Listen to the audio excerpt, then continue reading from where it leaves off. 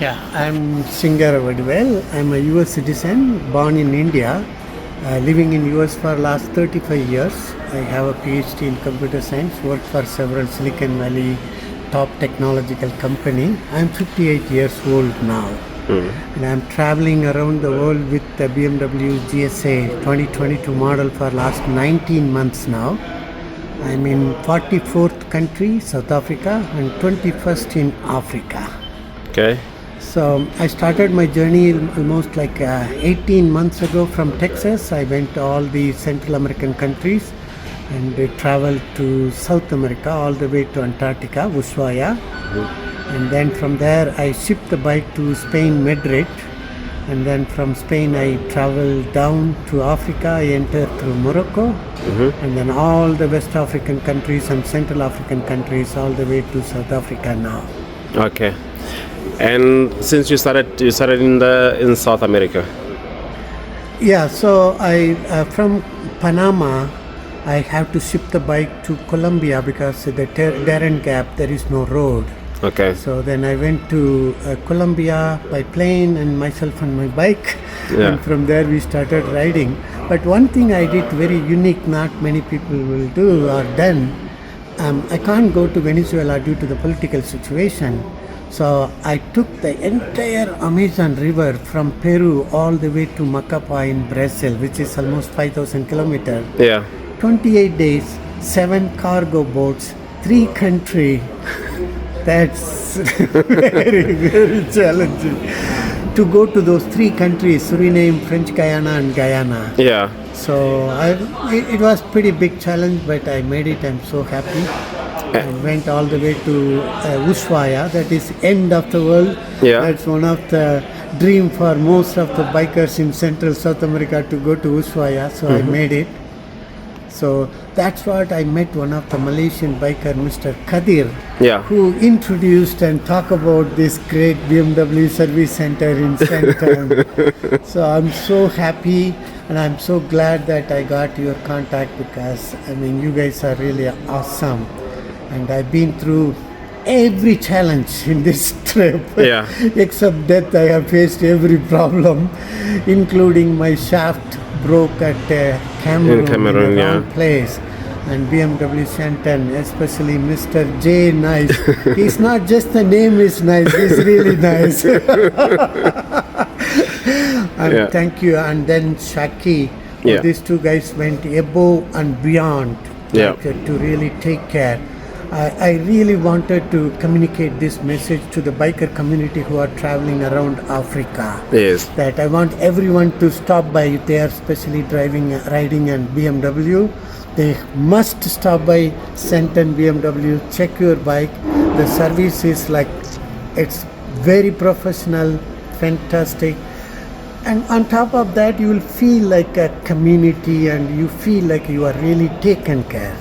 And I'm going to write to BMW Germany. They need to have more dealers like Centon because that, sometime you will, the BMW pushes you, do I really need to keep BMW or switch? Yeah. But you need dealer like Centon. I mean, these people make us, it's worth. It's really worth. No, it's a And I'm pleasure. going to write to them and I'm going to communicate this message and the contact. Anybody coming to Africa, if you happen to be South Africa, make sure your bike gets full service, checked, inspected Yeah. in Centon. And thank you so much for Jay and Shaki and other management and leadership. I just want to take to thankful, like my warranty had some challenges. They cover only in US, but these people went above and beyond to connect with the US, put all the effort Yeah. to take care. I really appreciate that. But in West Africa, it's very, very challenging in every aspect. Yes. And you know that I ride motorcycle. I learned motorcycle age of 50. I'm 58. So I'm from India. I'm from a poor family. So I didn't have a chance to ride a bike in my young age, even though I Yes. wanted. Yes. So after came to US and my study and my professional work keep me very, very busy. I never had a chance. Yeah. Then I when I reached my age of 45, 46, I thought like what I'm doing. I mean, I've traveled 60 countries. I have everything. I have a PhD. I published 6 books. I've been to 60 countries. I have given speech at more than 70 universities. Yes. All kind of thing. But it was, I think, something that it's missing. So it's one word. And you got fulfilled by start riding. To go. Yeah. So I learned bike. I went to India to learn motorcycle at the age of 50, and then I bought a 250cc motorcycle. I travel around 12 days in Chennai, in India, and I return alive. So I said, wow, I really into it. So people ask me what motivates you. Is it a passion or record or no, nothing. For me, motorcycle is a therapy. Yeah. It is an inner journey through outer journey. Yeah. When I'm riding a motorcycle, I just ride motorcycle. I will completely freeze my mind. Yeah. And it is it's an inner journey. That's what the transformation happening. And in terms of the communities that you travel through as you go around the world, what do you find common with most individuals in the communities that are non-bikers? Just different communities, how do they receive you, and what was the underlying thing that you can say this is a common thread for most people that you get to meet you and then get to hear about your story?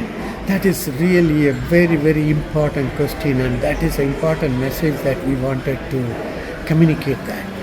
I'm not an introvert, but I like to be alone. Yeah. I'm a social person, but I like to be alone. So that's why I started my travel alone. Yeah. So this trip, I'm not a tourist, I'm a traveler. Yeah. I explore politics, I explore the geography, I explore the culture, I explore the people, I try to meet normal people. Yeah. And I didn't know much about the biker community. I know in US there is a big biker community, like a Harley people and non-Harley people. Yes. It is a religion. Yeah. So I don't fit into that category. Yeah. And I'm not a professional biker. Yeah. So I was riding. Then the first biker community interaction started getting from Colombia. Yeah. I met the first biker people. Yeah. Man, within like a few minutes, 5 minutes, 10 minutes, they treat me like one of their family. Yes. Oh my God, that's unbelievable. From Colombia onwards, every country I go, the biker community, as soon as you reach out to them, every help. They provide food, they provide accommodation, they provide the spare parts, they provide the route where you need to go, what you need to avoid, and the communication. Oh my God, it's unbelievable, especially Brazil. Yeah. They are number one. Yeah. They are like, I mean, to the extreme. They're too passionate about riding. Oh God, Yeah. the brotherhood, they keep their house is open, you can go to any house of the bikers, eat food, sleep there. It's unbelievable brotherhood. Yeah. And Chile and Argentina. And then when I come to West Africa, I know West Africa is a little different and very challenging, the poverty and everything. So I can't expect many bikers like a BMW, those kind of things. Yes. But even in every West African country, there are few bikers. I tell you, in Guinea-Conakry, there is only 2 BMW GSA bikes. And those guys came and met me as soon as they know that one guy traveled from America to this. They came and see me. And even though we don't have English, only one person speak English. They both escorted me 200 kilometers to go to Sierra Leone border. That is the level they go. And then in Cameroon, one biker ride 300 kilometers with me until I get into the next thing. Even though a small community in West Africa, everybody, unbelievable support. And your contact, I get through a biker about BMW sent and the dealership. I said, reach out to them, they will help. You know, when my shaft was broken, you guys are the ones send it and all these things. All the contact and the support, everything come through biker community. Whether it is in South Africa, West Africa, Central America, South America, the biker community, they are different people. Compared to normal people. Normal people may think wow, you are riding alone from America, such a big bike. But these guys immediately connect. What can I do? What help I can do? Are you okay? Are you safe? Do you need anything? even yesterday when we went for the breakfast run, another biker was offering you accommodation and Even just, now, he called me. Yeah. Are you okay, everything? Yeah. I told him that I'm traveling to Lesotho. He Yeah. immediately said, don't go to Sunny Pass. It's too difficult for a heavy bike. Yeah. And he reached out to many people. What Yeah. is the alternative? Yeah. That's what the biker community is. Yeah, for Lesotho, don't try to do, especially because you'll be too loaded. Don't try to do Sunny Pass. Absolutely. You can do Lesotho, other areas, Other area, go yeah. to Katsi Dam and other areas around there. That's the plan. And because there was another gentleman who reached out to me this morning, who was asking because they wanted to come and meet you up. They wanted to know as to when you'll be on your road going to Lesotho, and then which way you're going to be coming back to go to Eswatini. So we'll communicate that, and then from then, because they want to ride with you. Yeah, sure. So we'll see how That it would goes. be a big help. Yeah. And I mean, I found out that you guys, Mr. J Nice and Shaki, Saki, they are not just a business, or you guys are not doing it as just a work. Yeah. You guys also a biker. Yeah. And that makes the immediate connection. No. No, That's thank the you. big difference that I find from many. I've been to BMW service center almost every country I visited. Yeah. You guys really stand out, and No, we thank appreciate you. that. And I'm going to write this to BMW Germany.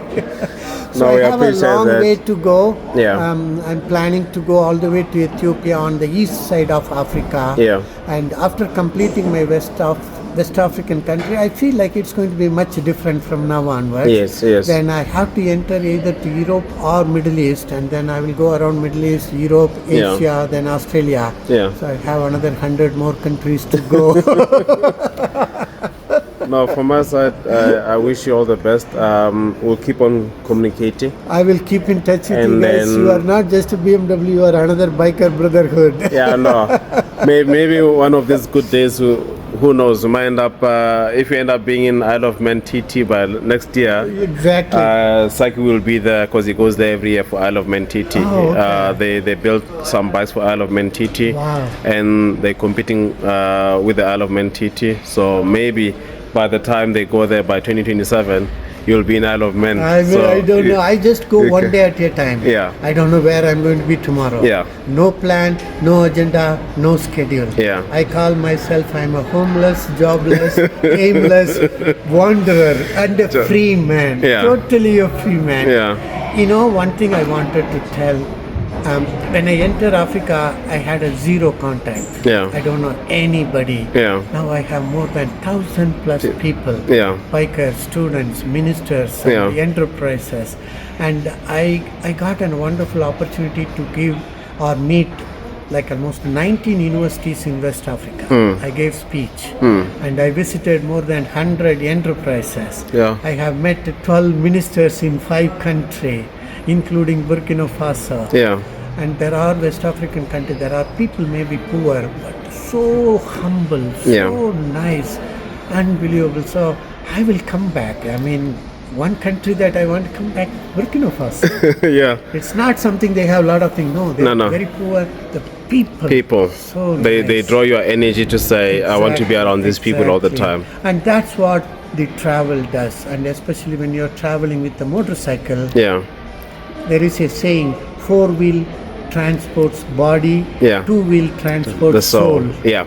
That's Because you very can smell true. everything. It's a 4-dimensional travel. Yeah. You see, you hear, You you touch. feel, you taste. Yeah.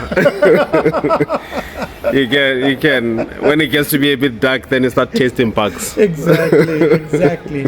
And I do a lot Yeah. of camping. I camped in West Africa also. Yeah. And it is a total transformation. Yeah. And only the biker community can understand Yeah. what I'm talking about. It may be crazy for other people, but Yeah.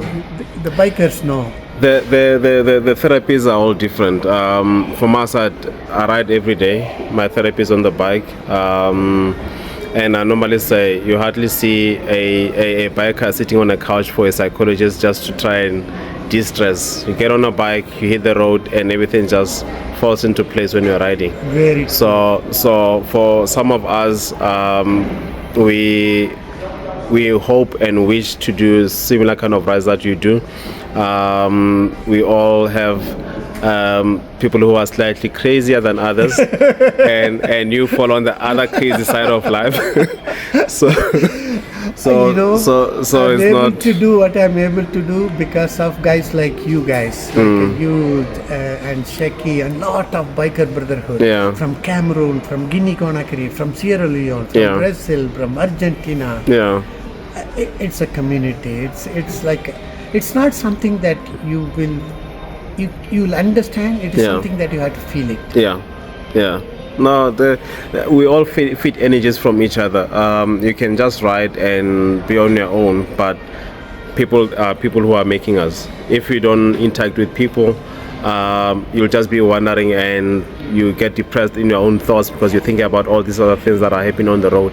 But as I asked you, how do normal people, receive you more than the bikers? Because when you are at a corner shop and you're having your lunch or you're having your breakfast, you are likely to interact with someone who's just not a rider, and they're the ones who are going to start asking different questions, talking to you, and by just getting to learn about them and learning about where they come from around their surroundings, you absorb that, and it gives you sort of another thing to look up to say, oh, if these people are like this in this particular area, when I go to this other area, I want to actually learn how they live, how they do things, and all of that. And you just taking a piece of everyone, and then that make up the biker that you are. And from my side, I wish I can do similar things like you, but time You are absolutely true. Yeah. One thing, I'm very particular when I travel. I just want to go with the open mind. Yeah. I don't expect what I want. Yeah. I just go and find what I can get.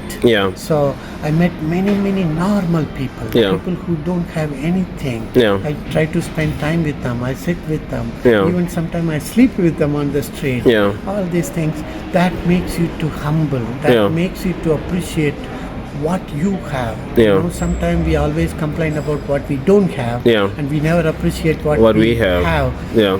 In this journey, I try to use it like I beg for food, I beg for place to sleep, Yeah. I beg for water. Yeah. Though I can afford to stay, Yeah. but I'm taking this as an opportunity to be a normal and destroy my ego, my prejudice, my sense of accomplishment. Yeah. You know, people ask me, what is your goal? Are you going for a global warming? Are you going for a world peace? No, nothing. I just want to go and observe people. Yeah. I just want to get rid of all my illusory identity that Singara Vadivel doctor, Singara Vadivel is author, Singara Yeah. Vadivel is a speaker, Yeah. Singara Vadivel is a being, is a human being. There is no big difference between a street kid in West Africa and myself. Maybe I have some position with me. Yeah. That is the mindset I wanted to. Yeah. So at the end of this journey, I have some social aim that I want to share my technical knowledge with the people. And my wife is a doctor. Yeah. Wherever I go, if I find somebody who Yeah. they need help, we voluntarily go and help them. Yes. When Yes. I call her, I give some opinion, all these things. Yes. And then I share my technical knowledge. I motivate people. Yeah. This is my social responsibility. Yeah. But my personal responsibility, I want to get rid of my sense of prejudice, the accomplishment, the ego. I just want to be a simple person. That's my goal. That's so at powerful. the end of my journey, whether I'm going to be enlightened or not, but at least I wanted to be a simple human being. That's my goal. Yeah. No. And this travel is really transforms you. All of that in mind, the things that usually media put out there in terms of different countries, for example, you've been to Burkina Faso, you've been to Sierra Leone and other places. What we see in media is usually the negative. From your personal experience in terms of the things that media portray and the things that you have experienced on your own, how far can you say in terms of the percentage of the truth that they put out there and what you actually experience as a traveler? What can you say about those? That's a very good question you reminded me. When I applied for a visa for Mali and Burkina Faso, US Embassy, Indian Embassy, everybody said don't go to that country. It is very unsafe. You will be, it's very dangerous. motorcycle may be unsafe. Yeah. I went there and I talked to them. Mali gave me a 5-year multiple entry visa. Yeah. Burkina Faso gave me a 5-year multiple entry visa. You know what? People say it's unsafe. By God's grace or luckily, I never come across anything, any threat. But I would say Bamako in Mali is one of the safest city. Yeah. You can walk in the street in the midnight. Yeah. Even women can walk. And in Burkina Faso, Ouagadougou, fortunately, the Western media, they have a different political agenda. Yes. And they don't want the tourism. Like, all these countries, they are struggling politically and economically. Yes. And because of the political complication, there is so much negative media in this country, most of the West African countries. Yes. Yes, there is a challenge. There is no road, some safety concern, all these things. But people are very poor. Even if people try to take advantage of, I would say if somebody is stealing something, he's not going to build a Taj Mahal. He just want to eat. Yes. It's normal. Any country, anywhere in the world, there will be a small crime. Yes. But it is very unfair that most of the West African countries getting a bad thing. Yeah. And it is very unfair. And I face a lot of problem, challenge, but I never have a regret. Yeah. And especially Mali, Burkina Faso, Nigeria, yes, there are challenges, there are bad people, there are bad things. But the country as a whole, people, they don't deserve this negative thing. I feel like I'm really happy, proud, and sense of accomplishment that I've been through West Africa, Central Africa, where it has so much of negativity, but I've been through. I enjoyed the hospitality, the humbleness, the kindness. It's amazing. Yeah. There is no question about that. Yeah. The medias are really biased, that I would say, Yeah. especially Western media. Yeah. You have to be careful that those factors everywhere in the world. Yeah. Any country, every There's big city, some opportunities exactly. opportunistic crimes, and there are serious crimes, and Exactly. all different things happen in different But countries. these countries got a lot of political motive. They get a bad media, bad reputation, political thing. Yeah. It's unfortunate. Yeah. Yeah. No, that's interesting. I don't have any regret. I have challenges. I went through difficulty to poor road condition and the system, all these things. That's a different story. Yeah. But people, there are a lot of good, humble people. Yes. That's Yes. what it's very. I'm happy that I've been through. I experienced. Yeah. Yeah, that's what I normally tell people, that what you learn from the media is never really representing what the country is all about. Back in apartheid days in South Africa, there were uprisings in Soweto, uprisings in like KwaZulu-Natal and all that, but mainly all those violent crimes that were happening politically were mainly happening in the major cities, and where the control of resources was mainly dominating. But in the small communities, in the villages, it was mainly calm. And yeah, and those in fighting you were not seeing. Same as if you go to Iraq, it will be on the one of the humble people, hospitable people. Yeah, you'll find that those bombs usually happen in the capital cities, in where the control of the country is at. But you go everywhere else, some don't even have an experience on the bombs or anything like that, because it's isolated. But the media makes it as if the whole country is burning. Whole society. Yeah. And for example, even in South America, people say, oh, Colombia, Ecuador, Peru, very danger, all negative. Colombia is one of the beautiful countries. People are so good. I've been through interior everywhere. Yeah. It's really a good place. Yeah. I've been to a lot of Peru interior villages. Very humble, very nice people.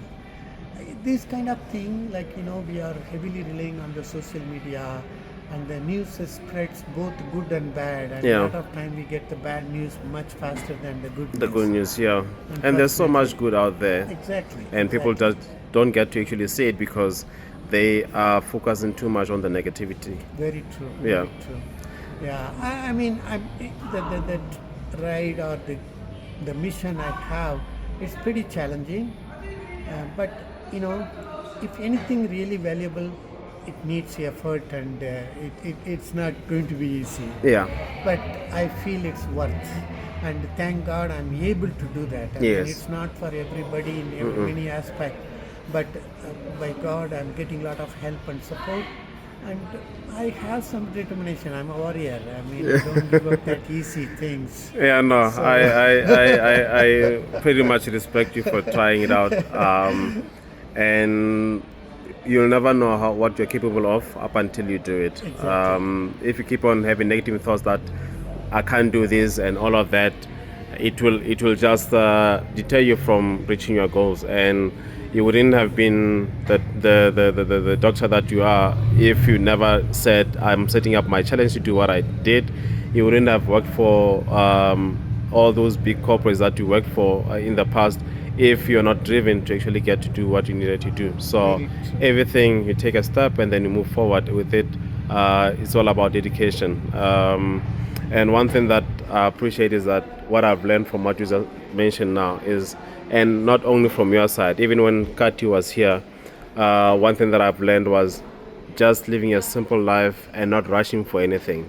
I asked you about the speed that you do when you're riding. You ride at 105 kilometers max per hour, same as Kati. That's the same He's thing. also very wise rider. Yeah. I So don't go fast. so it's all about conserving your energy, conserving your resources, and making sure that the main thing is There's enjoy. nothing. I don't have to prove anything. There is no. You don't need just to rush enjoy. anything, yes. Exactly. I wanted to tell one thing. People think like the mission like mine. People think, oh, you need lot of money. Yes, you need money. Hmm. But there are things where money is not the top priority. For example, I don't know anybody in South Africa before I come here. Yeah. But almost now I'm 2 weeks. Hmm.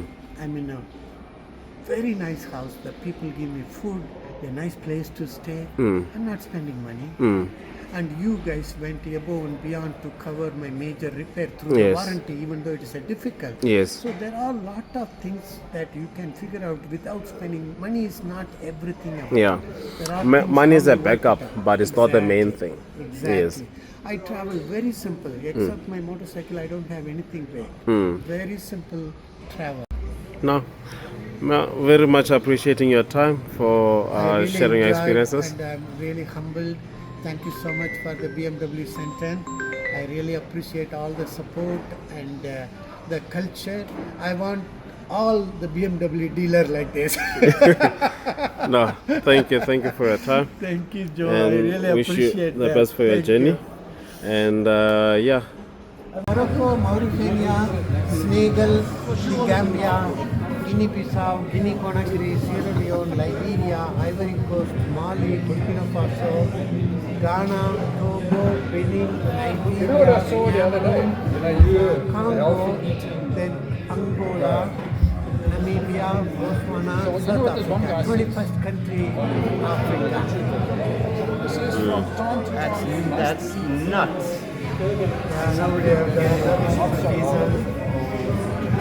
In West Africa is the most challenging region in the world for bikers, I can say.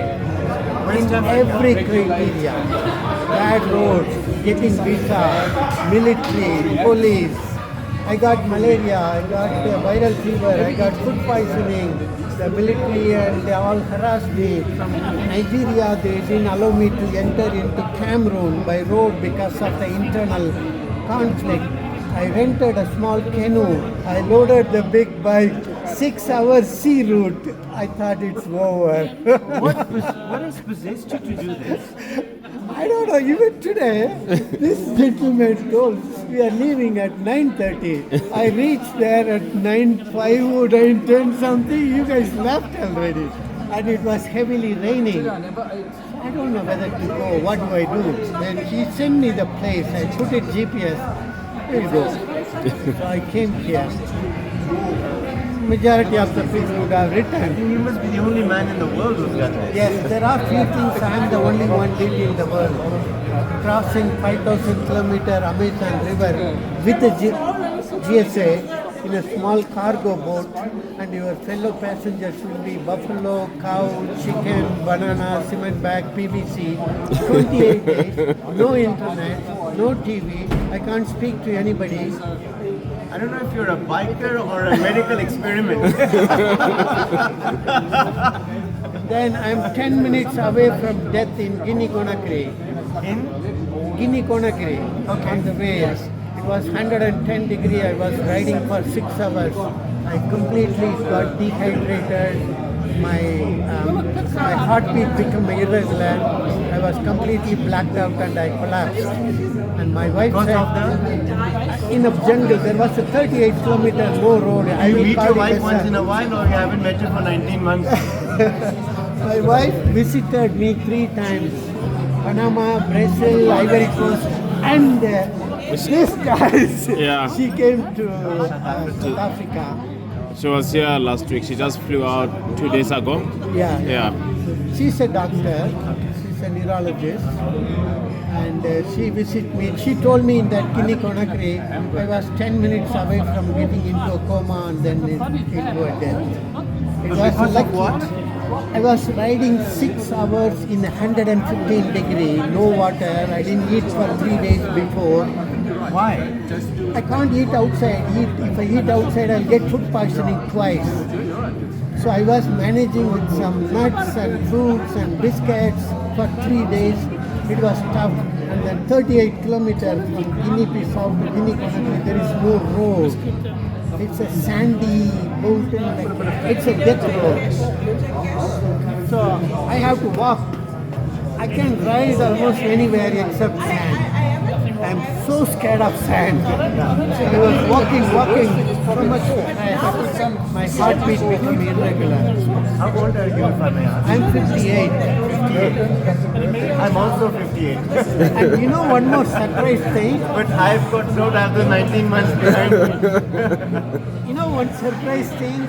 I learned motorcycle at the age of 50. 15. 50. 50. Yeah. I just learned and I bought RT Yeah. and then went around US and Canada. I survived and I said, let's go around the world. So yeah.